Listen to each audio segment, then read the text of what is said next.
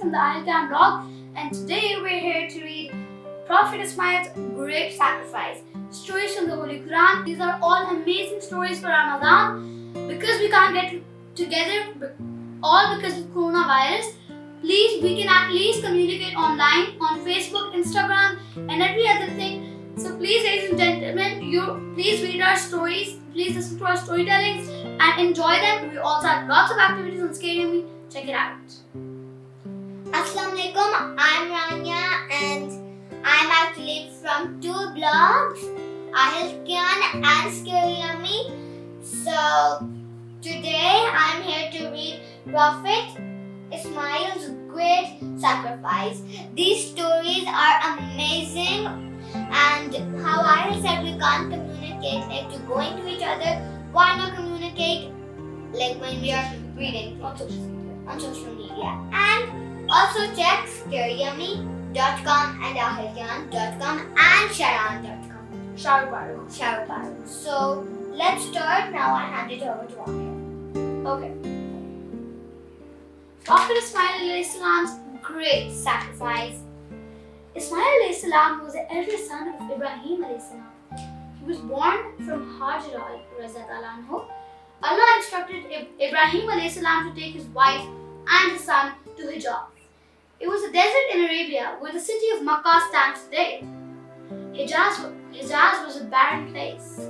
At that time, Ibrahim left his wife and child in the desert. Hajra asked Ibrahim if Allah had commanded him to leave them there. He replied, yes, and went away. So Aahil, what is your understanding? Okay, so over here they're telling us the location of the desert Hijaz.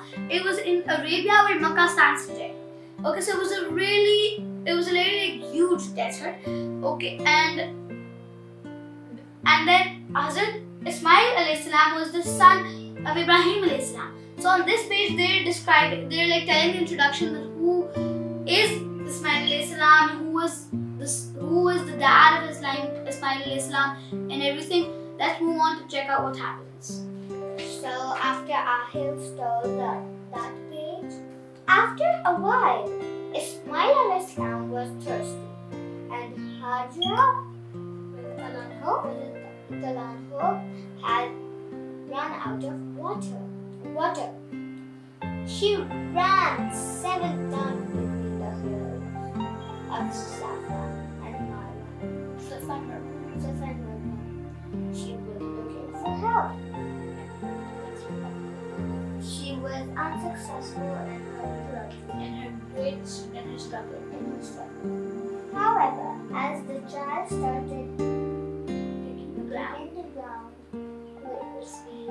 with his heels, a spring of fresh water came out. Then he drank the water. So basically from this I learned that because our prophets, how we got to know in this that this desert ran out of water. So Ismail our prophet, he got quite thirsty, so he tried his best. He ran on hills and then his mom ran on hills. His mom and Safa and Marwa. And then he kicked the ground and fresh water came out just by kicking. So Aahil. Okay, so this was a true miracle. And one more thing that you guys should know, that over here they're not showing the Prophet's mom, Hajra running, because it's impossible to show Ismail because it's impossible to show the face and the body of all the prophets and their relatives, because it's actually in Islam that you should not do that. And in most videos they only put the light. They only show light, and in most videos they also don't even show light, just play music or something. Okay, so a wandering tribe known as Banu Jarham arrived in the barren desert. They found Ismail and his mother. They were surprised when they heard the story of the spring.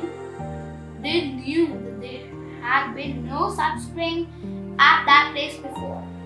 They paid respect to Ismail alayhi salam and his mother and placed their tents by the spring. Okay, so there was this new tribe that came. No, that tribe is called Banu Jurham or Jurham. That tribe, they did not believe what happened. They did not believe the story of the water that came out of the desert. They did not believe that. So they said that no, this is not true. And then after they didn't argue, but they just then stayed quiet and then they set their tents. Okay?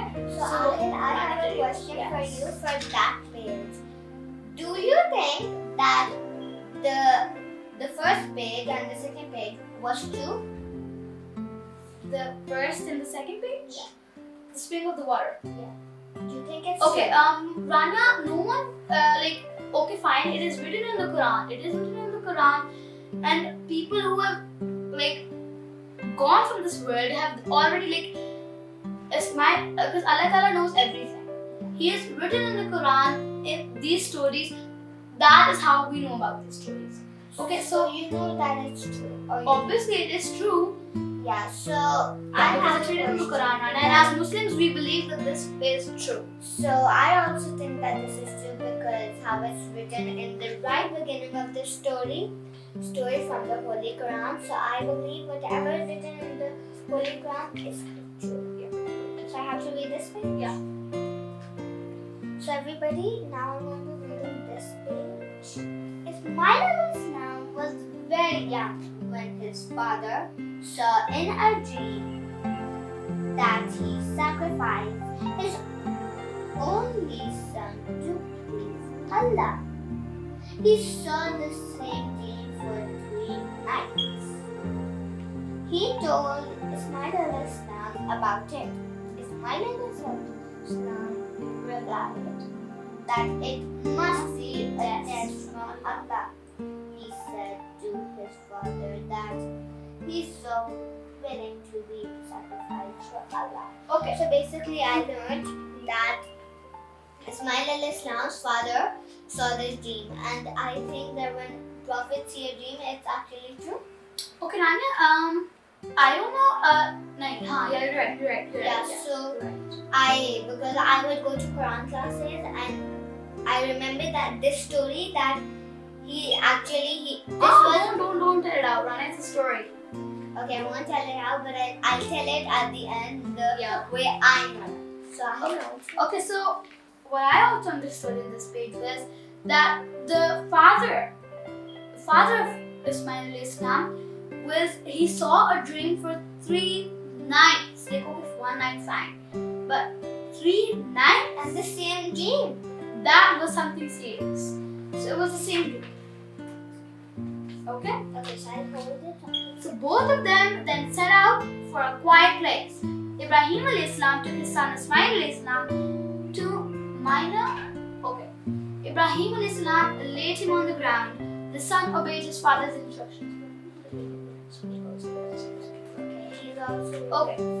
Prophet Ibrahim alayhi salam loved his son very much, but he could not think of disobeying Allah. He was about to sacrifice his son. Okay, so Allah Ta'ala's order was like, okay, fine. Now they understood Allah Ta'ala, that was an order from Allah. Hazrat Ibrahim alayhi salam loved his son very much. But Hazrat Ismail, he lay down and he followed his father's instructions. Because Hazrat Ibrahim said, I am not disobeying my God. Because he was also a prophet, he said, I am not disobeying my God. Okay? So I read this page. At that moment, an angel appeared and announced that they had passed the test. The sweet little boy was not to be sacrificed anymore. Okay, should I read this page? By the grace of Allah, a healthy lamb appeared there to be sacrificed in place of Ismail alayhi salam. Ibrahim alayhi salam was given the good news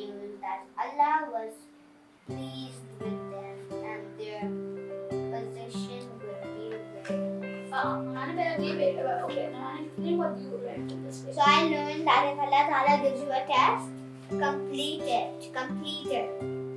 Don't think about anything else. You might think it's not a test. You might think not a test how they did, but Allah Ta'ala told you to do something, do that, and then It's leave for it your to own Allah. good. This interesting event of great importance, Muslims all over the world celebrated each year. The great festival known as Eid al-Adha